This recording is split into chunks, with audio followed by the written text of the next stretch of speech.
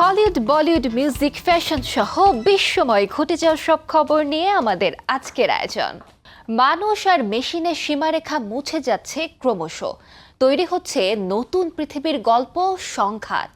মানবতা বনাম কৃত্রিম বুদ্ধিমত্তা, ভবিষ্যৎ পৃথিবীর এই সংঘাত নিয়েই মুক্তি পেয়েছে হলিউডের বহুল প্রতীক্ষিত সিনেমা ট্রন অ্যারেস। শুক্রবার ছুটির দিনে দেশের প্রেক্ষাগৃহে সিনেমাটি দেখতে ভিড় করছেন সিনেপ্রেমীরা। বিস্তারিত নিয়াজ শুভর রিপোর্টে।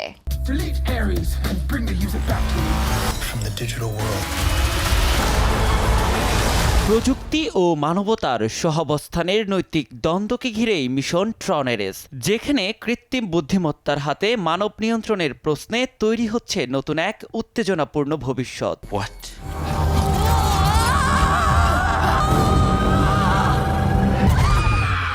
গল্পের কেন্দ্রবিন্দুতে অ্যারেস, যা বিজ্ঞানীদের তৈরি একটি এআই সত্তা। গ্রিড নামের ভার্চুয়াল জগৎ থেকে তাকে পাঠানো হয় বাস্তব জগতে। মানব ও প্রোগ্রাম দুই জগতের মধ্যে সেতুবন্ধন তৈরি তার কাজ। কিন্তু অ্যারেস যখন বাস্তব জগতে আসেন, দেখেন মানুষ তাকে ভয় পায় এবং ধ্বংস করতে চায়। সে দ্বিধায় পড়ে যায়, মানবতার পক্ষে লড়বে নাকি নিজের প্রজাতির স্বাধীনতা রক্ষা করবে। Lightning fast. What happened back there? I disobeyed my directive.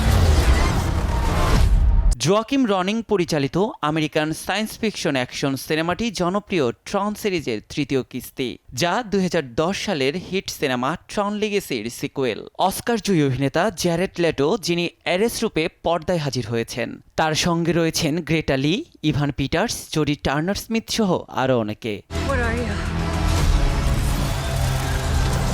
I'm looking for something. ট্রন arrays এমন এক চলচ্চিত্র যেখানে প্রযুক্তি, কৃত্রিম বুদ্ধিমত্তা আর মানবিক আবেগ মিশেছে এক বিন্দুতে। ভিজুয়াল এফেক্ট, সাউন্ড ডিজাইন আর গল্প সব মিলিয়ে পেয়েছে চলতি বছরের সবচেয়ে কৌতূহলপূর্ণ হলিউড সিনেমার তকমা।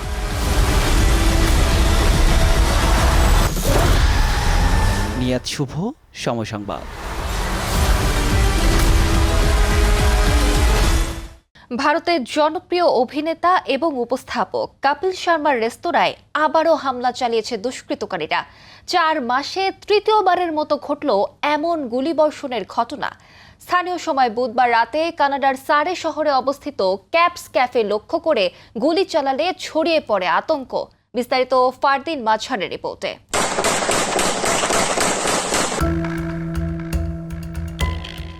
জনপ্রিয় অভিনেতা ও উপস্থাপক কপিল শর্মার রেস্তোরাঁ ক্যাপস ক্যাফে আবারও সশস্ত্র হামলার শিকার। কানাডার সারে শহরের এ রেস্তোরাঁয় 4 মাসের ব্যবধানে তৃতীয়বারের মতো ঘটল হামলার ঘটনা। বুধবার রাতের এই হামলায় কেউ আহত না হলেও স্থানীয়দের মধ্যে ছড়িয়ে পড়ে আতঙ্ক। পুলিশ জানায়, ক্যাফের বাইরে অন্তত 3টি গুলি ছোড়া হয়। মুহূর্তেই সেই ভিডিও ছড়িয়ে পড়ে সামাজিক মাধ্যমে। ভারতের কুখ্যাত লরেন্স বিষ্ণোই গ্যাংয়ের সদস্য গোল্ডি ধিলন ও কুলবীর সিধু এই হামলার দায় স্বীকার করেছেন। এক বার্তায় তারা জানিয়েছে, যারা বেআইনি কাজ করে আর টাকা দেয় না, তারাও প্রস্তুত থাকুক। বলিউডে কেউ যদি ধর্মের বিরুদ্ধে কথা বলে, তার জন্য শাস্তি আসবে। গত আগস্টে একই ক্যাফেতে 25 রাউন্ড গুলি ছোড়া হয়। এরপর সেপ্টেম্বরের শেষ দিকে কপিল শর্মার কাছে ফোনে 1 কোটি টাকা চাঁদা দাবির অভিযোগে কলকাতা থেকে এক সন্দেহভাজনকে গ্রেফতার করা হয়। ঘটনাগুলোর সূত্র খুঁজতে এখন পুলিশের নজর কপিলের বলিউড সংযোগের দিকেও, বিশেষ করে তার বন্ধু সালমান খান, যিনি বহু বছর ধরে বিষ্ণোই গ্যাংয়ের টার্গেটে রয়েছেন। বর্তমানে গ্যাং লিডার লরেন্স বিষ্ণোই গুজরাটের কারাগারে বন্দী থাকলেও অভিযোগ সেখান থেকেই পরিচালনা করছেন তার অপরাধ চক্র। তবে কপিল শর্মা এখনও প্রকাশ্যে কিছু বলেননি। ঘনিষ্ঠ মহল বলছে তিনি মানসিকভাবে বিপর্যস্ত। তবে এই সংগঠনের বিরুদ্ধে কঠোর ব্যবস্থা নিতে প্রতিজ্ঞাবদ্ধ বলেই জানিয়েছেন কানাডার জননিরাপত্তা বিষয়ক মন্ত্রী গ্যারি আনন্দসাঙ্গারি। ফারদিন মাঝহার, সময় সংবাদ।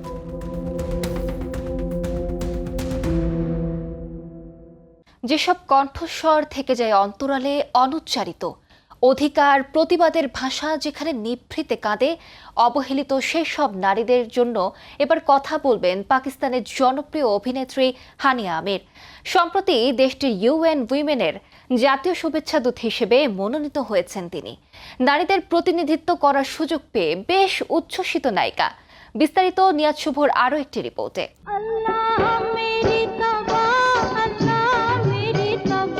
জাতিসংঘের নারী বিষয়ক সংস্থা ইউএন উইমেন পাকিস্তানের জাতীয় শুভেচ্ছা দূত হিসেবে নিয়োগ পেয়েছেন পাকিস্তানের জনপ্রিয় অভিনেত্রী হানিয়া আমির। নারীদের ক্ষমতায়ন, সম অধিকার প্রতিষ্ঠা এবং সামাজিক সচেতনতা বৃদ্ধিতে কাজ করবেন তিনি। নিজের জনপ্রিয়তা ও প্রভাব ব্যবহার করে নারী ও কন্যা শিশুদের কণ্ঠ আরও শক্তিশালী করার পাশাপাশি লিঙ্গ সমতা নিয়ে সচেতনতা তৈরি এবং ইতিবাচক সামাজিক পরিবর্তনেও অনুপ্রেরণা যোগাবেন নায়িকা। হানিয়ার নিষ্ঠা, সাহস ও জনগণের সঙ্গে যোগাযোগের ক্ষমতা দেশের নারীদের অর্থনৈতিক অংশগ্রহণ ও ক্ষমতায়নেও গুরুত্বপূর্ণ ভূমিকা রাখবে বলে মনে করছেন ইউএন উইমেন পাকিস্তানের কান্ট্রি রিপ্রেজেন্টেটিভ জামশেদ এম কাজী। আন্তর্জাতিক অঙ্গনে যখন জনপ্রিয়তা বাড়ছে হানিয়ার, ঠিক তখনই এলো এমন ঘোষণা। সম্প্রতি বিনোদন ও সামাজিক অবদানের স্বীকৃতি হিসেবে যুক্তরাষ্ট্রের হিউস্টন শহরে তিনি পেয়েছেন গ্লোবাল স্টার অ্যাওয়ার্ড। তার এই অর্জন এবং সামাজিক দায়বদ্ধতা নায়িকাকে নিয়ে যাবে অনন্য উচ্চতায় বলে ধারণা সংশ্লিষ্টদের। নিয়াত শুভ, সময় সংবাদ। জন্মেছিলেন হিন্দু পরিবারে, নাম দিলীপ কুমার। পিতার মৃত্যুর পর সুফি আধ্যাত্মিকতার প্রভাবে পুরো পরিবার গ্রহণ করেন ইসলাম ধর্ম। নাম পরিবর্তন করে রাখেন AR রহমান। পরবর্তীতে এই নামেই তিনি বিশ্ব সঙ্গীতে হয়ে ওঠেন এক মহিরুহ।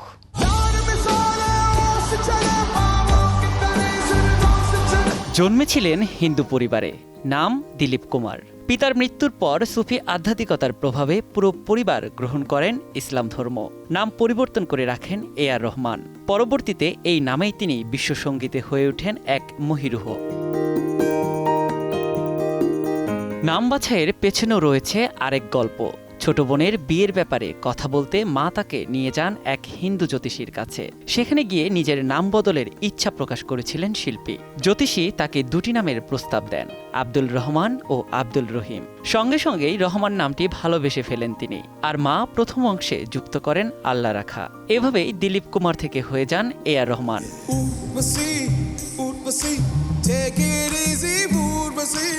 এদিকে দিলীপ কুমার নামটি পরিবর্তন করা নিয়ে দুই ভাগে বিভক্ত নেট দুনিয়া। বিতর্ক এড়াতে অস্কারজয়ী এই সুরকার স্পষ্ট জানিয়েছেন, কিংবদন্তি অভিনেতা দিলীপ কুমারের প্রতি কোনো অসম্মান নেই তার। পুরনো নামটা নিজের ভাবমূর্তির সঙ্গে মেলেনি বলেই পরিবর্তন করেছেন তিনি। 90-এর শুরুতে তামিল সিনেমার মাধ্যমে সঙ্গীত জগতে পথ চলা শুরু। দীর্ঘ ক্যারিয়ারে উপহার দিয়েছেন অসংখ্য জনপ্রিয় সুর, পেয়েছেন অস্কার ও গ্র্যামি পুরস্কার। ভারত সরকারের পক্ষ থেকেও ভূষিত হয়েছেন পদ্মভূষণ ও পদ্মশ্রী সম্মানে। বলিউড থেকে হলিউড, দেশীয় সংস্কৃতি থেকে আন্তর্জাতিক মঞ্চ, প্রতিটি জায়গায় তার সুরের মূর্ছনায় মাতোয়ারা সঙ্গীতপ্রেমীরা। নিয়াত শুভ, সময় সংবাদ। দূরদর্শনের সংবাদ পাঠক থেকে বলিউডের প্রভাবশালী অভিনেত্রী, নারী অধিকার রাজনীতিতেও ছিলেন সমান স্বরূপ। সিনেমায় রেখেছেন অনবদ্য অভিনয়ের ছাপ। মাত্র 31 বছর বয়সে আকস্মিক মৃত্যু, তবু ভারতীয় সিনেমার এক অমর প্রতিভা তিনি। আজ অভিনেত্রীর জন্মতিথিতে শ্রদ্ধার্ঘ্য সাজিয়েছেন সহকর্মী ফারদিন মাঝার। স্মিতা পাতিল নামটি উচ্চারণ করলেই ভেসে ওঠে সময়ের চেয়ে এগিয়ে থাকা এক আধুনিক নারীর প্রতিচ্ছবি। দূরদর্শনের সংবাদ পাঠক হিসেবে যাত্রা শুরু, ক্রমেই হয়ে ওঠেন ভারতীয় সিনেমার এক অনন্য মুখ। মাত্র 1 দশকের কর্মজীবন, কিন্তু তাতে জড়িয়ে আছে অসংখ্য কালজয়ী চরিত্র। बाबूजी सरकार, इस गांव में आदमी यहाँ पानी पीते, जानवर सब वहाँ। স্মিতা ছোট থেকে ছিলেন আত্মবিশ্বাসী ও সংবেদনশীল। পুনায় ফিল্ম অ্যান্ড টেলিভিশন ইনস্টিটিউট থেকে প্রশিক্ষণ শেষে শ্যাম বেনেগালের নিশান্ত সিনেমা দিয়েই নিজেকে আলাদাভাবে তুলে ধরেন বলি অঙ্গনে। ভূমিকা, চক্র কিংবা মান্ডি সিনেমাগুলোতে গণ্ডি ভেঙে নিজেকে উপস্থাপন করেছেন নতুন ভঙ্গিতে।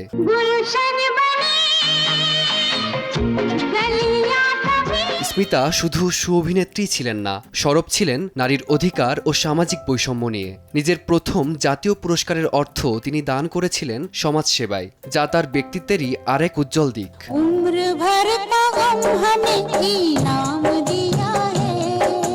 তবে আলোয় মোড়া সেই জীবন শেষ হয়েছিল নিঃশব্দ এক ট্র্যাজেডিতে। মাত্র ৩১ বছর বয়সে সদ্যজাত ছেলেকে রেখে চলে যান চিরতরে। স্মিতা পাতিলের জীবন ও শিল্প প্রমাণ করে কখনো কখনো স্বল্প উপস্থিতির রেশও হয়ে ওঠে চিরকালীন।